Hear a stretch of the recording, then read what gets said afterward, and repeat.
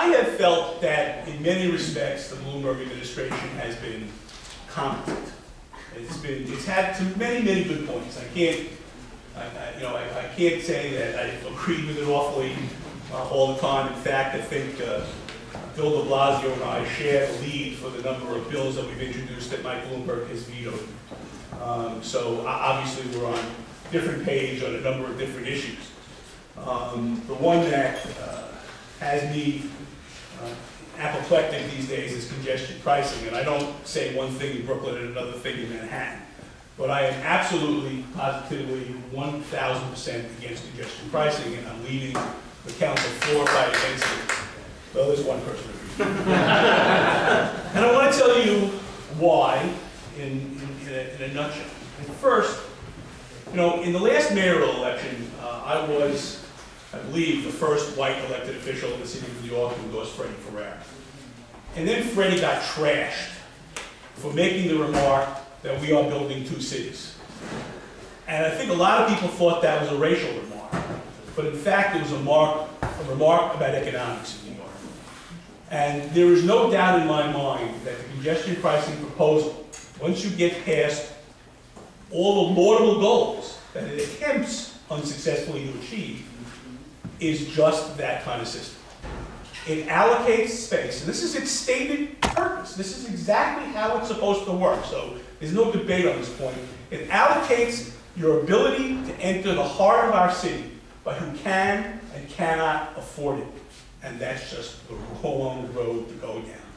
Now, does that mean I'm not an environmentalist, that we don't want to clean our air, that we don't want to support mass transit, that we don't want to reduce congestion in all parts of the city, not just Manhattan, folks? I mean, come to my district sometimes, go by Kings Plaza, and tell me I don't have traffic congestion. There are better ways to do it, and they've gotten themselves so intent upon looking at congestion pricing as the holy grail that they won't step back and look at other solutions, such as, I have a 9-point plan, I'm not going to go into all of it, but the heart of paying for mass transit for me is a broad-based tax, a 1/3 of 1% payroll tax on businesses, not just in the city of New York, but in the other parts of the region that are part of our regional transportation center. Nassau, Suffolk, Rockland, and Westchester. 1/3 of 1%. A business with a $500,000 a year payroll will pay $1,500.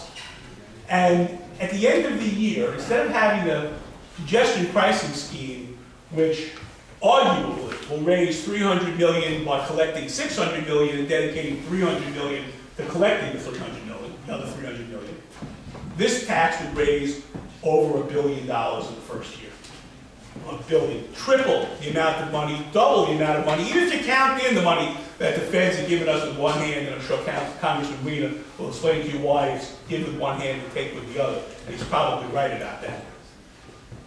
And at the end of the day, we will not have divided New Yorkers in that way. Or the Assembly's recommendation for a millionaire tax, which would certainly be preferable to me than taking a small group of New Yorkers, demonizing them, taxing them, and encouraging, at the same time, motorists from New Jersey to come in and replace their cars in the Central Business District.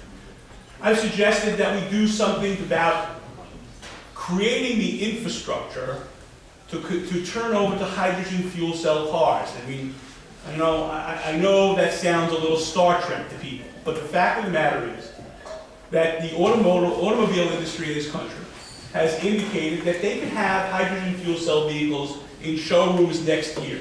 A hydrogen fuel cell vehicle is zero emissions, zero, nothing. It emits water, right? Water. And the only reason that you wouldn't be the first kid on your block to buy one is where you're going to refuel with the hydrogen.